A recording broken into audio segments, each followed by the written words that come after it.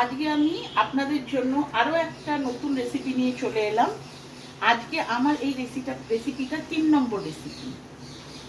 ঠিক আছে, আজকে আমি আর মাছ আর কাতলা মাছের একটা রসা মতো বানাবো। আচ্ছা, সেইটা হবে খুব হালকা গরমের মধ্যে, গরমের জন্য। কেন আর মাছ কাতলা মাছ কেন, আর মাছ আমি খাই আর কাতলা মাছ আমার স্বামী খায়, কিন্তু সে আর মাছ খায় না। ওই জন্য দুটো আলাদা আলাদা করে করবো না, একবারেই রান্না করবো আমি। আচ্ছা, এটাতে টেস্টের কোনো হেরফের হবে না? টেস্টের কোনো হেরফের হবে না। বেশ, তাহলে আমরা দেখে নিই। কাতলা মাছ আর আর মাছটাকে নুন হলুদ দিয়ে ম্যারিনেট করে রাখা আছে, তাই তো? হ্যাঁ। আচ্ছা, এর নেক্সট স্টেপ যাব আমরা। কি করতে হবে এটার জন্য? কাতলা মাছ আর মাছ দুটোকে আমরা ভেজে নেব। বেশ, দেখে নিই তাহলে। কড়াইতে পড়ে যাচ্ছে বাঙালির প্রিয় তেল, সর্ষের তেল। এই তেলে দেখতে পাচ্ছেন আর মাছ আর কাতলা মাছ কাটা রয়েছে, নুন হলুদ দিয়ে ম্যারিনেট করে এটা ভাজা হবে। তেলটা একটু গরম হোক। তেল গরম হচ্ছে। মাছগুলোকে তেলে ছাড়া হচ্ছে, ভাজা ভাজা হবে এরপর। কাতলা মাছগুলো ভাজা হয়ে গেছে। কাতলা মাছ ভাজা ডান। ও আগে কাতলা মাছগুলো ভেজে নিলাম।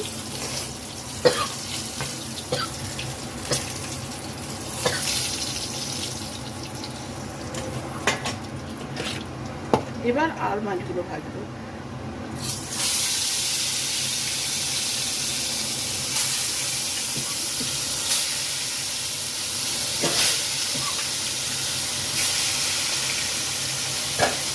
আর মাছগুলো বেশি ভাজবো না, আর মাছগুলো হালকা ভাবে ভাজবো।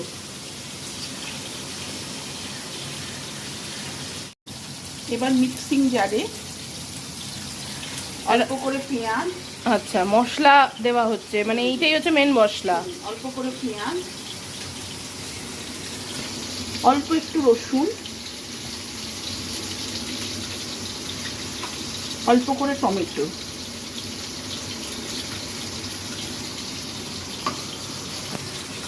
আচ্ছা, এটা কি বেটে নিতে হবে? বল, জিরে গুঁড়ো। আচ্ছা, এর মধ্যেই সব হয়ে যাবে। ওকে, অল্প করে জিরে গুঁড়ো,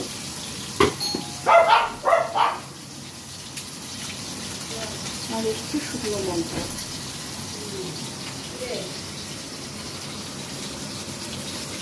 রান্না করছে বাবা।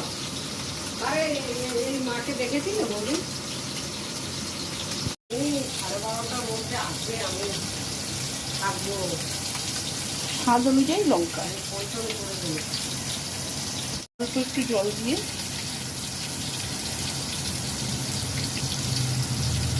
এটাকে পেস্ট করে নিতে হবে। আর মাছ ভাজা কমপ্লিট। হ্যাঁ, হালকা করে ভেজে নিচ্ছি আর মাছ, তুলে রাখলাম।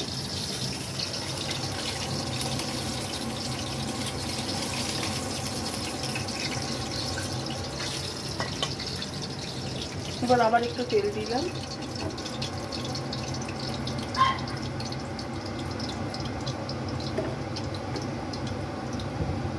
তেল দিয়ে এবার ওই তেলে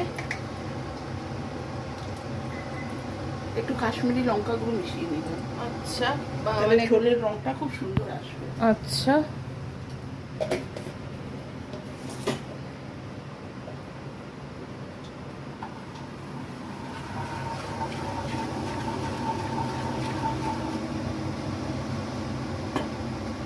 এরপর এই যে পেস্ট বেটে রাখা মশলা, বেটে রাখা মশলাটা এর মধ্যে দিয়ে দিলাম।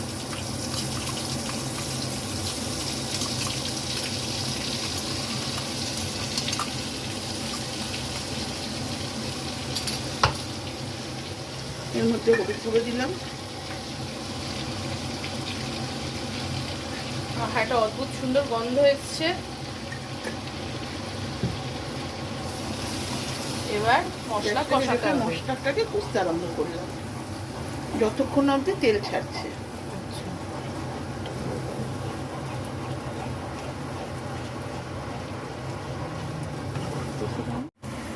মশলা কষানো কমপ্লিট? হ্যাঁ, মশলা কষা হয়ে গিয়ে তেল ছেড়ে দিয়েছে। আচ্ছা, এইবার এর মধ্যে জল দিয়ে দেবো।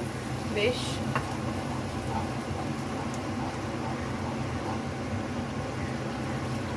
খুন্তি ধোয়া জল। আচ্ছা, এটা যেহেতু রসা সেহেতু একটু ঝোল ঝোল হবে বিষয়টা। একটুখানি ঝোল, মানে অল্প ঝোল। আচ্ছা, এই গরমে এইসব হালকা ফুলকা রান্না খাওয়াই ভালো। নুন চলে আছে। এর মধ্যে আপনারা জিরে ফোড়নও দিতে পারেন। আচ্ছা, ওটা জিরে ফোড়নও দিতে পারেন, ভালো লাগবে খেতে। আচ্ছা, তারপর আলু দিয়ে দেবো।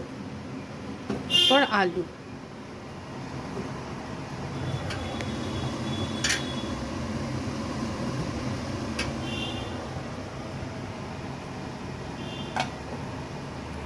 আলু চলে গেছে, এবার ঢাকনি দিয়ে দিতে হবে। আলুটা সেদ্ধ হওয়া উচিত, তাই তো? হ্যাঁ। ব্যাস হয়ে গেল। আলু সেদ্ধ হলে আবার আসছি। আলু সেদ্ধ হয়ে গেছে, আমরা দেখেছি। এই যে দেখুন, আলু সেদ্ধ হয়ে গেছে। এবার অল্প করে একটু চিনি। আচ্ছা, মিষ্টিটা স্বাদ অনুযায়ী, যে যেরকম খাবেন সেরকম দেবেন। আচ্ছা, অল্প করে একটু চিনি। আর যদি কেউ মিষ্টি নাই দিতে চায়? দেবেন না, কিন্তু মিষ্টিটা দিলে টেস্টটা ভালো হয়। অল্প একটু মিষ্টি দিলেও টেস্টটা ভালো হয়। আচ্ছা, এরপর একটু গরম মশলা। বাহ। আর মাছ অনেকটা মাংসের মতো খেতে লাগে, তাই গরম মশলাটা ম্যান্ডেটরি। দিয়ে এরপরে মাছগুলো এক এক করে দিয়ে দেবো। বেশ।